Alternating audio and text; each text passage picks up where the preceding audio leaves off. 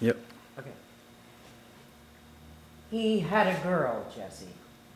I walked right in on them in the tool shed. Okay.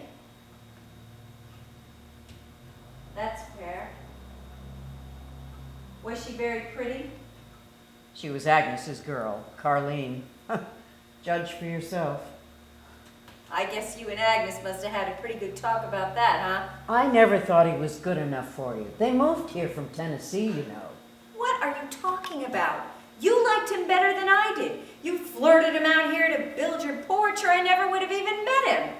You thought maybe he'd help out around the place, come in and have coffee with you, talk to you. God knows what you thought. All that curly hair. He was the best carpenter I ever saw. That little house of yours will still be standing at the end of the world, Jesse. You didn't need a porch, Mama.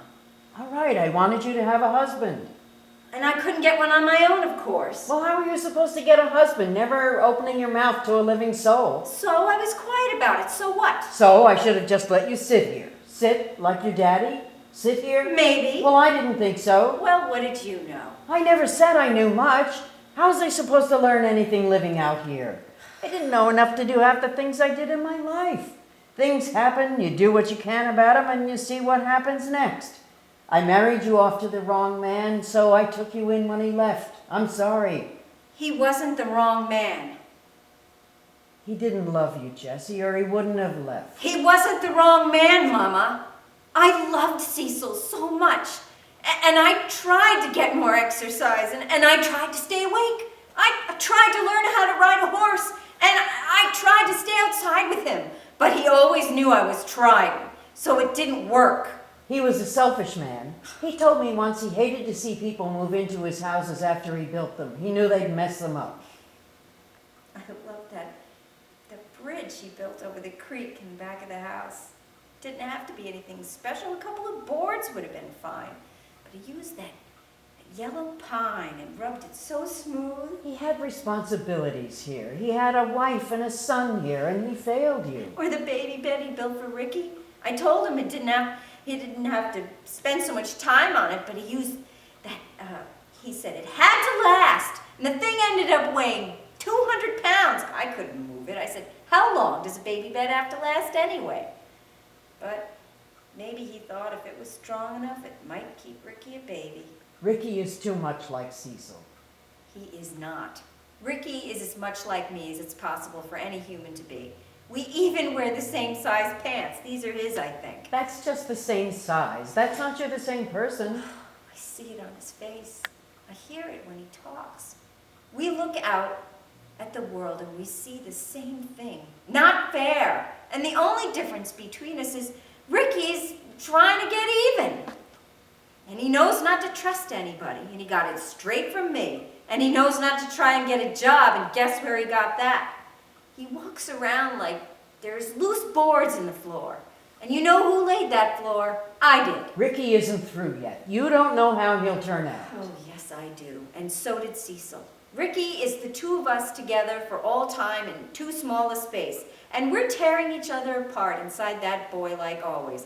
And if you don't see it, then you're just blind. Give him some time, Jess. He'll have plenty of that. 5 years for forgery, 10 years for armed assault. Stop that.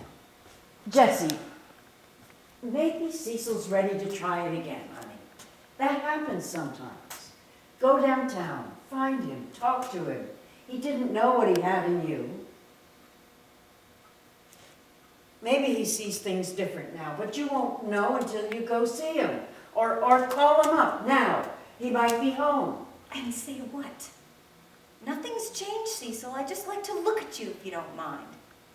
No, Mama. Cecil loved me. He just didn't know how things fall down around me like they do. I think he did the right thing. He gave himself a second chance, that's all. I did beg him to take me with him, though. I told him I would leave Ricky and you and everything I loved out here if only he would take me with him. But he couldn't. And I understood that. I wrote that note I showed you. I wrote it, not Cecil. I said, I'm sorry, Jesse. I can't fix it all for you. I said I'd always love me, not Cecil. But that's how he felt. Then he should have taken you with him. Mama, you don't pack your garbage when you move. You will not call yourself garbage, Jessie. Just a way of saying it, Mama. Thinking about my list, that's all. Well, maybe a little more than that. I was trying to say that it's all right that Cecil left. It was a relief in a way. I never was what he wanted to see. So it was better when he wasn't looking at me all the time. I'll make your apple now. Oh, thanks, Mama. You get the manicure tray. I'll be right back.